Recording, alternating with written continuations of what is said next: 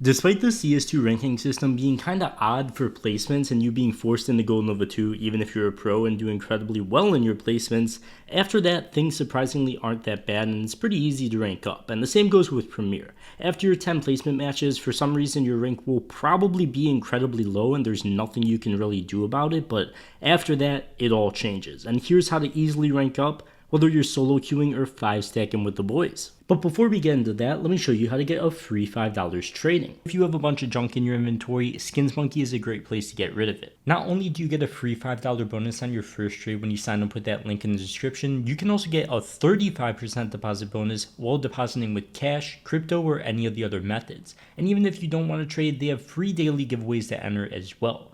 Thanks to Skins Monkey for sponsoring. Once again, link in the description. Okay, so first off, I'll say if you're struggling in Premier, you should honestly just go to normal competitive matchmaking, as all the really good people seem to be grinding Premier right now, and since the ranking system is kind of messed up, you might just be playing against people that are way better than you. With normal competitive, you'll have a much easier time. But with rank balancing being a bit weird, if you want to still play on Premier, here's some advice. If you're playing with a stack of 3 at least, picking a map that not as many people play is going to be the easiest way to rank up. If you just learn the map, learn nades on it, learn set pieces, what you want to do with your team, once again, it's much easier if you have a stack.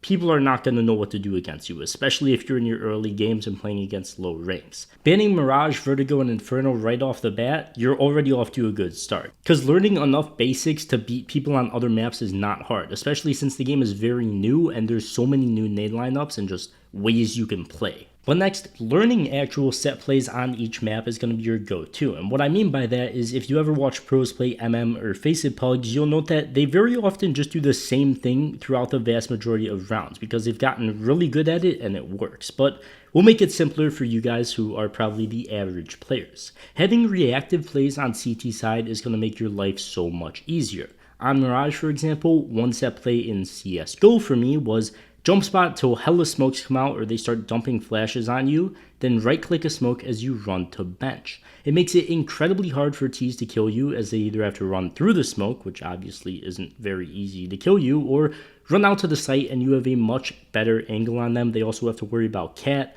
They're probably looking at cat by the time they're clearing the site, so you just have a couple free kills. And not to mention, it gives your teammates a ton of time to rotate as well, rather than just the normal B hold that happens in most competitive games where flashes get dumped over, your B player doesn't know what he's doing, he's probably just holding a really bad angle, panics, and then maybe he gets a kill, and then he usually dies. But the thing is, nobody's rotated over because they die so quick, it's impossible to actually retake the site. Stalling a push is just as, if not more important than actually killing the people that come into the site. If you want more set plays, I'd recommend just really watching pros play matchmaking. There's so many videos on it out there since everybody's playing CS2, but just see how they handle situations on CT, how they react to things happening. Because it's never just, oh, they're coming into the site, what do I do? It's, if they flash over, I drop a smoke. If they flash over, I'm dropping a molly instantly.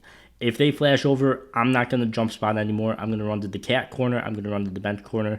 Whatever it may be, you've got options. Just do something, and once it works, continue doing it. But obviously, you're going to need to know nades too, and not really necessarily lineups, just how to use them. But if you do want lineups, the homie Nard out here is probably the best way to find them. He's already made in-depth clips and in-depth guides on most CS2 maps with nades that pros use, how pros just play certain situations, and I highly recommend checking him out and not just learning the smoke lineups, but actually seeing how to use them as well. Same goes with flash lineups. You shouldn't only be learning smokes. Flashes are just as important.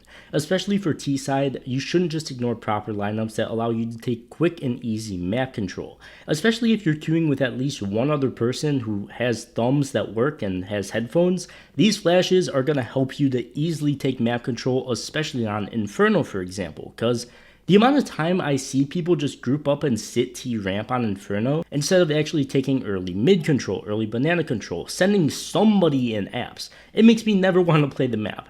Just learn some flashes at the very least so you stop dry running down banana and gambling that you don't get peeked or naded. There's 100 million different things that could happen. If you learn a flash, you're going to make it a lot harder for the CTs to peek, or you're just going to get more banana control early in the round. Once again, it's a lot easier if you have two people or at least teammates that understand what you're saying if you're going to flash banana.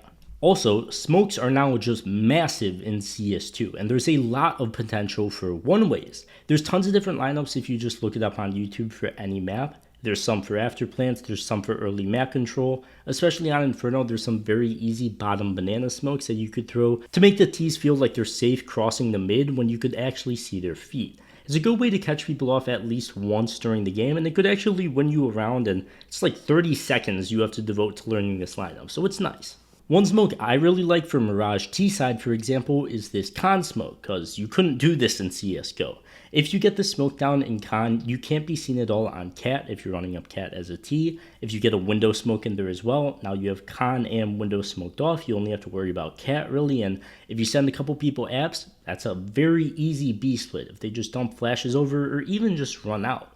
Once again, it's obviously much easier if you have at least another person you're queued with or someone that knows a window smoke, but still.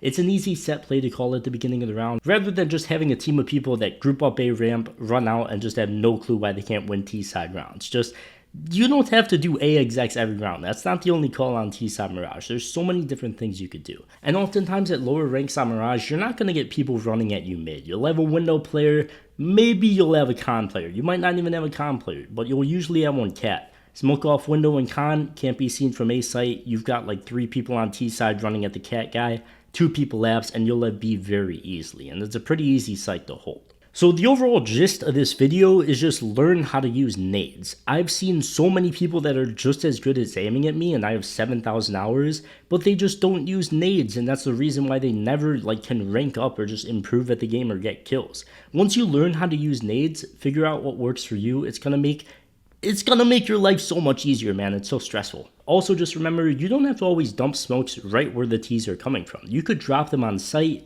you can play around them, you could stall with them, you could ask for flashes. There's so many different things you could do with them. So go take the time to learn some lineups, get good at a map or a couple maps, and then hop into competitive, see what works for you, see what you're good at, watch the pros, see what plays they make, and I think that's going to help you rank up. So good luck out there in CS2 matchmaking, and of course, be sure to check out SkinsMonkey and get that $5 bonus as well. But for now, I'll see you guys in the next one. Peace.